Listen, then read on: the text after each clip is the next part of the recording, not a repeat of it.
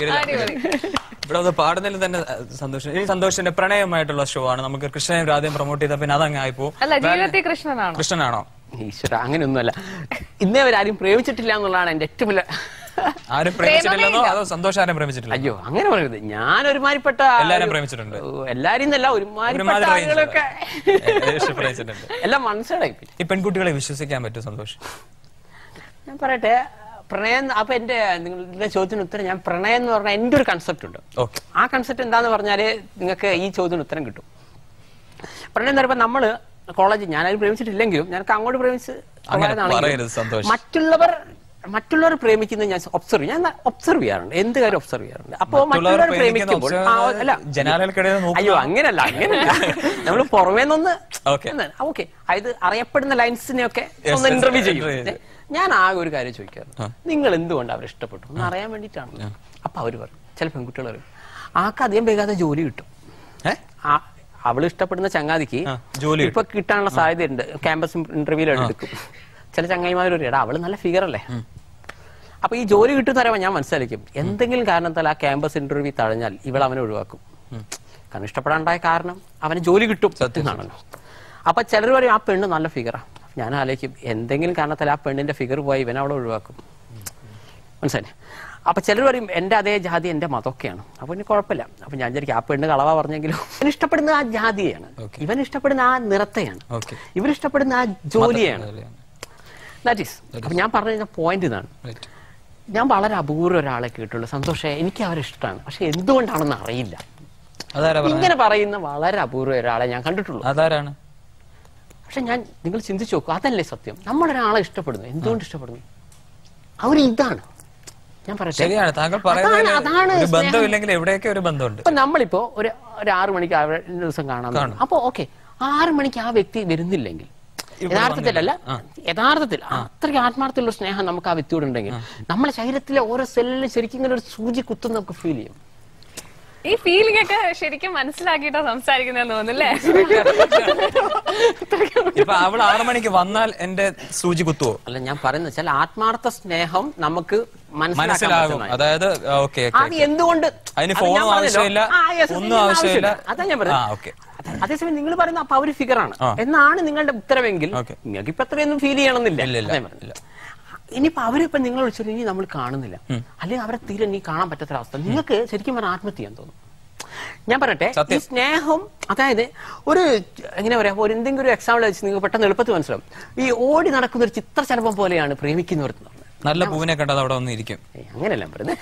ഈ ഓടിക്കളിക്കുന്ന ചിത്രശലഭം എന്ന് പറഞ്ഞാൽ അതിലെവിടെയും ഓടാം. അതേസമയം കല്യാണവും പ്രേമം എന്നുള്ള വ്യത്യാസം, കല്യാണം എന്ന് പറയുമ്പോൾ ഒരു സൂചിയുടെ മുനയിൽ ഒരു ചിത്രശലഭത്തെ കുത്തിയ പോലെ.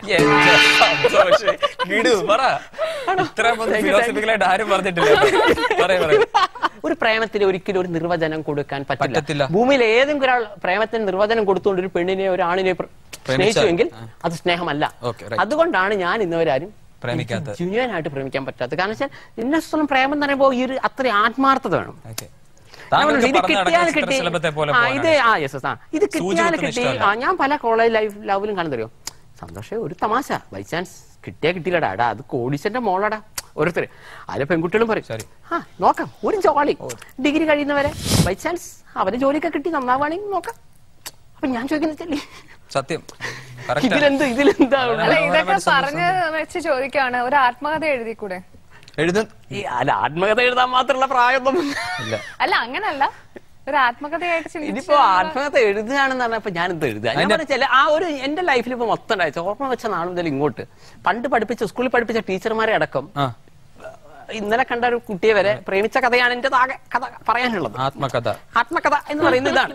അപ്പൊ അതിനിപ്പോ ഒരു പേര് കൊടുക്കാൻ പോലും ഇപ്പൊ നിങ്ങൾ പറഞ്ഞാൽ ഞാനിപ്പോ എന്താ പറയുക, ഒന്നില്ലെങ്കിൽ എന്റെ പ്രേമാന്വേഷണ പരീക്ഷണം. താങ്കൾ അങ്ങോട്ട് പ്രേമിച്ച കഥകളാണോ? ഒക്കെ അങ്ങോട്ടാണ്. അപ്പൊ താങ്കൾ ചിത്രശലഭം കുത്താത്ത ചിത്രശലഭം എന്ന് പറഞ്ഞത് ഞാൻ പറഞ്ഞല്ലോ, ഞാനും പ്രേമിച്ചില്ല എന്ന് പറഞ്ഞല്ലോ. പ്രേമിക്കുകയാണെങ്കിൽ അത് അങ്ങനെ വേണമെന്ന്, പ്രേമിക്കുകയാണെങ്കിൽ. അപ്പൊ ഞാനിപ്പോ ഒരു ആത്മകഥ എഴുതാൻ പറഞ്ഞാൽ ഞാൻ കുറെ പെമ്പിള്ളേർ അങ്ങോട്ട് പ്രേമിച്ചു, ഇവരാരും എന്നെ ഇങ്ങോട്ട് പ്രേമിക്കാത്തായിട്ടുള്ള കഥയാണ് എന്റെ. അപ്പൊ ഒന്നുകിൽ അങ്ങനെ പറയാം, അതല്ലെങ്കിൽ പറയാം സന്തോഷ് പണ്ഡിറ്റിന്റെ 101 തൂറ്റിപ്പോയ പ്രേമകഥകൾ, അങ്ങനെ വേണമെങ്കിൽ പറയാം. സന്തോഷേട്ട 101 കാമുകിമാർ വിളിക്കുന്നു. അത് നല്ലൊരു പേരാണ്. സന്തോഷേട്ട സുമിത്രേട്ട സുമിത്ര വിളിക്കുന്നു, സന്തോഷേട്ട 101 കാമുകിമാർ വിളിക്കുന്നു. കൊള്ളാം. ഇനി നമ്മളുടെ ജോലിയിലേക്കാണ്. വാലന്റൈൻസ് സ്കോറായിട്ട് ഒറ്റ ക്വസ്റ്റ്യൻ ഉത്തരം. ഒരു പെൺകുട്ടി മുഖത്തടിച്ച ആദ്യത്തെ ദിവസം ഓർമ്മയുണ്ടോ? ചിരിയിൽ എനിക്ക് ഉത്തരം മനസ്സിലായി. ഓർമ്മയുണ്ട്. പ്രേക്ഷകരോട് പറയാൻ അല്പം ബുദ്ധിമുട്ടുണ്ട് അല്ലേ? വിവാഹം കഴിക്കാൻ വല്ല പ്ലാൻ ഉണ്ടോ? കഴിപ്പിക്കുവോ? അല്ല സോറി, കഴിക്കുവോ? ഇതിനുശേഷം നോക്കണം. ഈ പടം റിലീസ് ചെയ്തതിനു ശേഷമോ? തീർച്ചയായിട്ടും.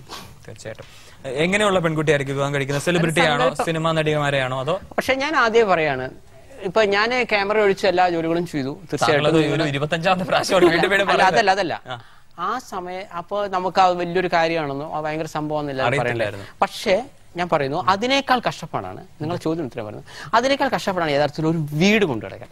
എനിക്ക് 3 വീടുണ്ട്. ഈ 3 വീടും അടിച്ചുവാരലും ഇതിലുള്ള എല്ലാ പണികളും ഞാനാണ് ചെയ്യുന്നത്. അപ്പൊ അതിന്റെ എന്നെ ഒരാളെ കൊണ്ട് നടക്കാനുള്ള കഷ്ടപ്പാടും അതിന് വേണ്ടി വരുന്നത് ആലോചിക്കുമ്പോൾ ഞാൻ ആലോചിക്കുന്നു, ഒരു സ്ത്രീയല്ല, ഒരു ടിപ്പിക്കൽ സ്ത്രീയുടെ കാര്യമാണ്. താങ്കളപ്പോ ഇത്രയും കഷ്ടപ്പാടുണ്ടോ വീട്ടിൽ? അല്ല, ഞാൻ ഒറ്റയ്ക്ക് താമസിക്കുന്ന ഒരു വീട്ടിൽ എനിക്ക് ഒരുപാട് കാര്യങ്ങൾ ചെയ്യേണ്ടതുണ്ട്. അപ്പൊ ഇത്രയും കാര്യങ്ങൾ നമ്മൾ ചെയ്യേണ്ടി വരുമ്പോൾ നമ്മൾ സമയം സന്തോഷ് കിടിലായിട്ട് ഇന്റർവ്യൂ ആണ്. നമ്മൾ പ്രേക്ഷകർക്ക് ഒരു ക്യൂരിയോസിറ്റി, സന്തോഷം എങ്ങനെയാണ് ഈ പൈസ ഒപ്പിച്ചത്, ഈ ആൽബം പ്രൊഡ്യൂസ് ചെയ്യാൻ, സിനിമ പ്രധാനമായിട്ട് ഞാൻ പറയട്ടെ, എല്ലാ ജോലികളും ഞാനാണ് ചെയ്ത്.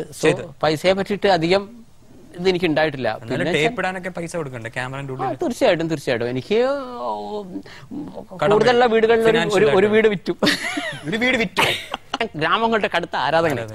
അങ്ങനെ ഞാൻ എന്ത് ചോദിച്ചു കഴിഞ്ഞാൽ, വളരെ ഇപ്പൊ കോഴിക്കോട് ഞാൻ താമസിക്കുന്ന മലേന്റെ മുകളിലാണ്. എന്റെ വല്ല ആരാധകൻ എന്റെ വീട്ടിലേക്ക് ഞാൻ വന്നാൽ അതുകൂടെ ഹാർട്ട് അറ്റാക്ക് വരും എനിക്ക്. കാരണം ഞാൻ അത്രയും ശരിക്കും പറഞ്ഞാൽ സിറ്റി ലൈഫ് ഞാൻ വെറുക്കുന്ന ഒരു വ്യക്തിയാണ്. എനിക്ക് ഗ്രാമങ്ങളാണ് ഇഷ്ടം. കാരണം നല്ല പച്ചപ്പുണ്ട്, നല്ലൊരു ശ്വാസം കിട്ടും. അത് ഒരു ശാന്തമായൊരു അന്തരീക്ഷം. ഈ കിട്ടിയ അവസരത്തിൽ ഞാൻ വേഗം സിറ്റി വീട് വിട്ടിട്ട് ഗ്രാമത്തിലേക്ക് മാറേണ്ടത്. അങ്ങനെ കൃഷ്ണൻ എടുത്തു. ഇനി താങ്കൾ ഇത് കണ്ടിട്ട് താങ്കൾ ഏതെങ്കിലും മലയാള സിനിമ ഇൻഡസ്ട്രിയിൽ, താങ്കൾക്ക് കൃഷ്ണനും രാധയും എന്ന സിനിമ ഇറങ്ങിയില്ലായിരുന്നു, താങ്കൾ അഭിനയിച്ചില്ലായിരുന്നെങ്കിൽ മലയാളം ഇൻഡസ്ട്രിയിലുള്ള ആരെ കൊണ്ടായിരിക്കും ഈ പറഞ്ഞ ജോണിന്റെ ക്യാരക്ടർ അഭിനയിപ്പിക്കുക? തീർച്ചയായിട്ടും എനിക്ക് ലാലേട്ടനെ കൊണ്ട് ചെയ്യിപ്പിക്കണമെന്നുണ്ടായിരുന്നു. ലാലേട്ടനോട് ഈ ആഗ്രഹം പറഞ്ഞിട്ടുണ്ട്?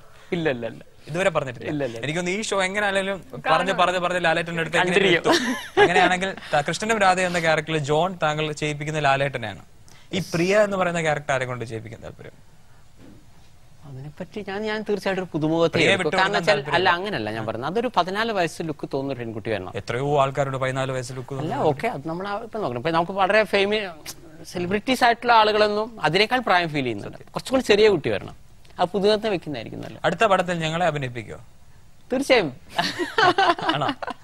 എന്തായാലും ഇനി നമ്മുടെ സമയം അനുവദിക്കാത്തതുകൊണ്ട് പെട്ടെന്ന് 2-3 സ്പീഡിലുള്ള ചോദ്യങ്ങൾ വെച്ചിട്ട് നന്നായിട്ട് ഇന്റർവ്യൂ. എനിക്കൊന്ന് യൂട്യൂബിൽ ഈ എപ്പിസോഡ് തകർക്കല്ലേ അല്ലേ? സന്തോഷ് പണ്ഡിറ്റ് എന്ന് പറയുന്ന വ്യക്തി ഇത് ഹോളിവുഡിൽ ഇറക്കാൻ പ്ലാൻ ചെയ്യുന്നു. പ്ലാൻ ചെയ്യല്ലോ, ഞാൻ ഒരേ സമയം തന്നെ തമിഴ് ഹിന്ദിയും ചെയ്തിട്ടുണ്ട്. ഇതാരാണ് ഹോളിവുഡിൽ ഇറക്കാൻ ഇത്ര പ്രേരിപ്പിക്കുന്നത് താങ്കളെ? അയ്യോ, അങ്ങനെയൊന്നുമല്ല. ഞാൻ ആ ഫസ്റ്റ് സിനിമ ഒരേ സമയം ഞങ്ങള് തമിഴിലും ഹിന്ദിയിലും ചെയ്ത സിനിമയാണ്. എനിക്ക് സമയം കിട്ടാത്തത് ഞാൻ പറഞ്ഞില്ല, എല്ലാ ജോലിയും ഞാൻ തന്നെ ചെയ്യുന്നുണ്ട്. പുറമേ നിന്നുള്ളവർക്ക് പറയാം ഇയാളെന്തോ സ്വാഭാവികം. അപ്പൊ അതുകൊണ്ടാണ് തമിഴ് ഹിന്ദി എത്രയും പെട്ടെന്ന് റിലീസ് ചെയ്യണം.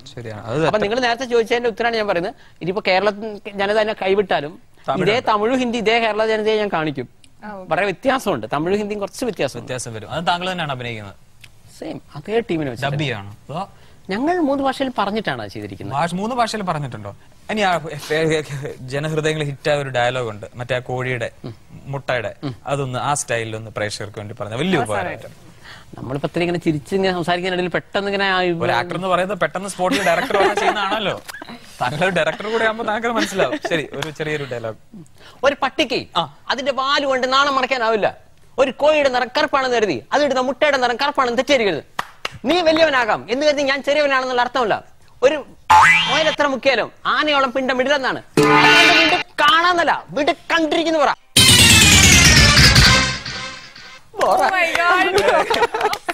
എന്തായാലും ഒരുപാട് സന്തോഷ് പണ്ഡിറ്റ് ഇവിടെ വന്നതിലും. ഞങ്ങളോട് പ്രത്യേകിച്ച് എന്തെങ്കിലും വിരോധങ്ങൾ തോന്നുന്നുണ്ടോ? നമ്മുടെ ചോദ്യങ്ങളൊക്കെ അറിയാലോ. തീർച്ചയായിട്ടും നിങ്ങളുടെ ഈ സത്യം പറയാലോ, നിങ്ങളുടെ ഞാൻ വരുമ്പോൾ നിങ്ങൾക്കറിയാം വളരെ ടെൻഷനിലൂടെയാണ് വന്നത്. കാരണം ഒരു സൈഡിൽ ജിത്തുബായും ചോക്ലേറ്റ് ബായുടെ ഷൂട്ടിങ്ങും, മറ്റേ സൈഡിൽ ഞാൻ ചിന്മുദ്ര പിടിക്കുന്നുണ്ട് കയ്യിലെപ്പോഴും. ഇങ്ങനെ കുറച്ച് പേരുണ്ട്. പക്ഷെ പലപ്പോഴും ഞാൻ ഈ വെക്കുന്ന ആളുകള് പലപ്പോഴും നമ്മളെ അതുകൊണ്ടാണ് ശരിക്കും ഇതൊക്കെ ചെയ്യേണ്ടി വന്നത്. പറഞ്ഞു കൊടുക്കും അങ്ങനത്തെ വല്ലതും ഉണ്ടോ? അങ്ങനല്ല, നമ്മൾ പലപ്പോഴും ഏൽപ്പിക്കുന്ന ജോലികൾ കറക്റ്റ് ആയിട്ട് ചെയ്യുന്നില്ലെങ്കിൽ നമുക്ക് തലവേനയാവും. താങ്കളെ കൊണ്ടുവന്നതിന്റെ മെയിൻ ഉദ്ദേശം തന്നെ താങ്കൾ വ്യൂവർഷിപ്പ്, താങ്കൾ നെഗറ്റീവ് അല്ല ആയക്കൂടെ താങ്കൾ ഹിറ്റായ ഒരു വ്യക്തിയാണ്. താങ്കൾക്ക് അത്രയും ആൾക്കാർ ഈ എപ്പിസോഡ് കാണുമെന്ന് കരുതിയിട്ട് തന്നെയാണ് താങ്കൾക്കുണ്ട്. അത് താങ്കൾ മനോഹരമായി ചെയ്തു. ഞങ്ങളോട് എന്തെങ്കിലും അവസാനമായിട്ട് ചോദിക്കാനുണ്ടോ? എന്തും ചോദിക്കാം. എന്തും എന്തും ചോദിക്കൂ. ഞാൻ പ്രേമത്തിനെ പറ്റിയിട്ട് നിങ്ങൾക്കൊരു ഡെഫിനിഷൻ തരേണ്ടായി.